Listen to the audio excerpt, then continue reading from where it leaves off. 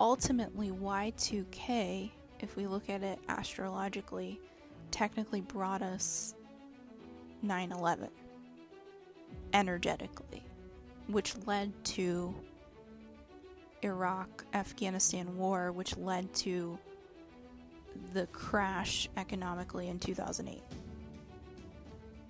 So it's a cycle we're viewing. We're viewing doorways being open and the hall of mirrors being shattered. In this particular aspect, I think it's more us waking up to how we've been played by elitist organizations. And I said, keep watching food prices, land treaties. Do I think TikTok's going away? No, but I think it's going to be... I will make this prediction, just based on observation. I lived in the desert a few times in California, and I always questioned in 2020 when I was living out in the desert, and I lived in a pretty nice area where I had a lot of, there wasn't a lot of light pollution. And I remember when I moved into a specific house out there, my first few nights I was very confused because I wanted to see UFOs. I never got a chance to see UFOs. I think most of the things I saw were just hours. But that's when I first started seeing Starlink. And I noted the time of Starlink, and I would count which ones I would see, and I would see the amount of satellites increasing. And I was wondering why everybody was under, so many restrictions, yet they could continue to add satellites. Like, everybody else's job was considered like essential or non-essential, and yet they can continue to add satellites to the Starlink. I do think that if we look at like elites that have been shown through TikTok that they're building bunkers, one of them might have their own very big social media platform. And if we also look at,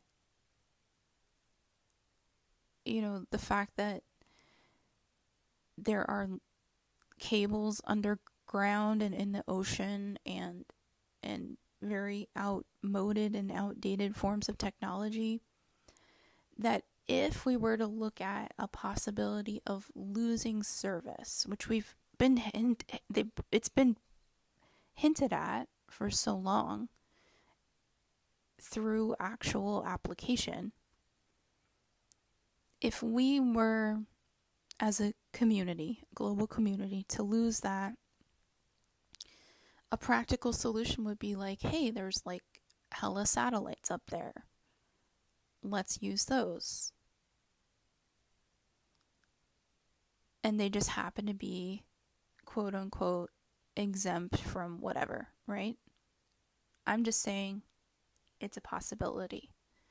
There's other things, that could get in the way of that.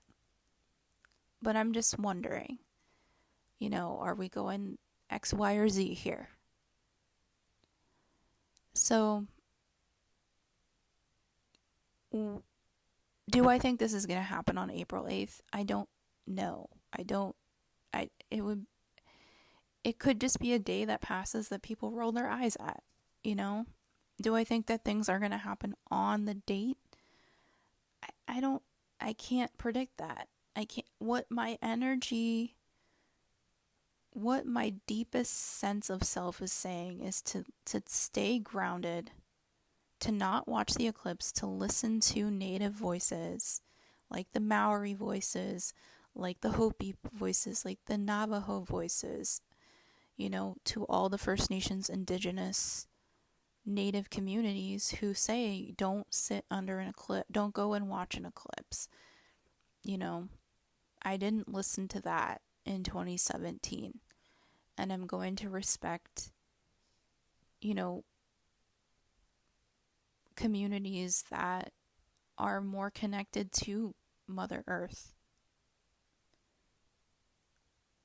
So that's what I'm going to be doing for the eclipse is I'm going to be inside appreciating the moon and appreciating, you know, the art of spoken word.